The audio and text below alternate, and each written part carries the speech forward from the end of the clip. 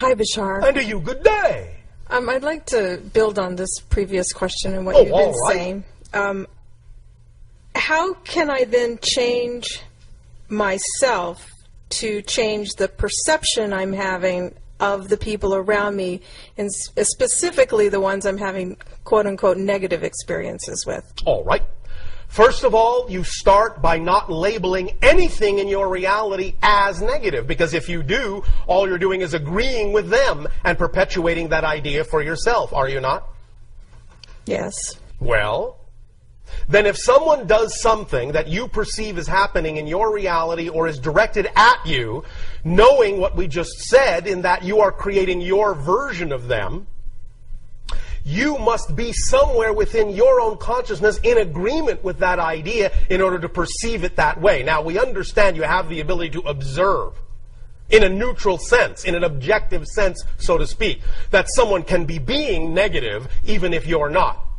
But the point is you don't take it to heart if you know it has nothing to do with you. The only reason you would feel affected by it is if you agree that it does.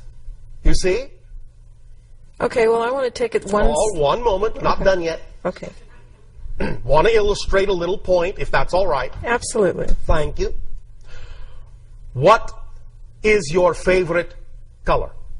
Blue. All right. Now, if you were wearing something blue and someone came up to you and said, I hate red, and I hate what you're wearing, you'd go, what? That makes no sense. Oh, it must have nothing to do with me. Oh, you must be crazy. You must be talking about someone else. You wouldn't be affected by it because it wouldn't make sense to you. You understand? Yes. You would have no real emotional reaction to it. The idea, therefore, is that when you feel the emotional reaction of someone's supposed attack, what you're doing is getting them, your version of them, to reflect to you that some portion of yourself feels that way about yourself. Otherwise, you wouldn't react. You would just observe it. Oh, interesting. And move on with your day. But if you react to it, it's showing you, hey, some part of you actually is buying into this as true. So what do you want to do about it? So you say, well, thank you. Thank you for showing that I was not loving all of myself. And when you really start doing that, then you may start to see that someone else's attitude toward you may change, because what you've done is you've changed your version of them in your reality to be more reflective of the fact that you're now loving yourself more wholly. Make sense? The real being may still be going off and insulting everybody, but the only version of them you'll get is the version you've created that is now reflective of the love you're willing to give to yourself, that you weren't willing to give to yourself before. Is this starting to make sense? Do you see what kind of a shadow play this is?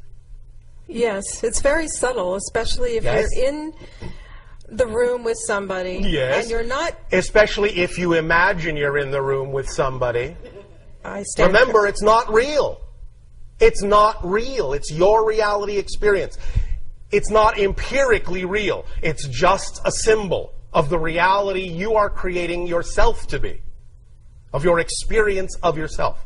So just because it looks like someone else is in the room with you, they're not. They're in their own room, maybe with their version of you. So the question is, what do you prefer to be going on in your room? Because you're the only one in it. Regardless of what it looks like, you're the only one in it. Are you familiar with what you call a fictional drama on your planet called Star Trek? Yes. Are you familiar with the device that they call the holodeck? Yes. Are you understanding that all of the other people are just holograms? I understand that intellectually. I just love that line. It is, no offense, no judgment, it's the ultimate cop-out. It is. I understand it intellectually is actually another way of saying I'm not sure I want to get too close to really knowing what you're saying here. It's pushing the idea away. Because you actually do know exactly what I'm saying. Deep in your heart, deep in your soul. It's just that you've been taught to be afraid to look at it too closely.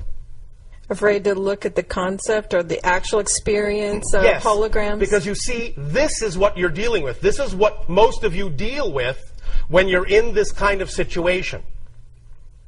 You're afraid to look too closely at dealing with this because what you've been taught to fear is that what you think these other people are saying about you might actually be true. And oh no, how horrible would that be? You follow me? If you look too deeply, you're afraid it might actually be true. And then where will you be? But I'm telling you, it never will be true. Only what you decide is true for you is true. Is this making some sense? Yes. Intellectually? I appreciate the reminder. Oh, all right. Now, where do you want to go with this from here? I want to go from here because in preparation for coming to this event, I had communicated to you telepathically. Yes. And asked you to help me discover my blocks from living my fullest potential. And what am I doing? Well, no, last night you came to me in my dreams. Yes. And I wanted to know what we were doing. This. We were doing this. More of this. More of this work. Yes. Okay, so can you specifically illuminate for me my soul's agreement and purpose in life? Obviously, this is one of the things you have decided to learn. Your self-worth. In the face of opposing opinions. Are you going to believe in the truth that is you, or are you going to believe in someone else's truth that has nothing to do with you? Which do you prefer? I believe in my truth. All right. Then you can continue to choose to do so. And anytime you find yourself feeling fearful about what someone else is saying about you or reacting to someone else's communication at you, understand that's another opportunity to feel your self-worth and believe in yourself, and understand that many times when someone comes up to you and says something that seems like an attack on you, what they're actually telling you is they have the same fear. And they're just projecting it on you to give you an opportunity to decide whether it's true for you. And what you can then do is be big enough to hold a space to allow them to find out whether it really needs to continue to be true for them, by loving them back for showing you an opportunity to love yourself more. You see? Yes, thank you very much. Is this helping? Oh, absolutely. All right. Thank you. We'll talk some more. Thank you. See you in my dreams. Yes, that's what I meant.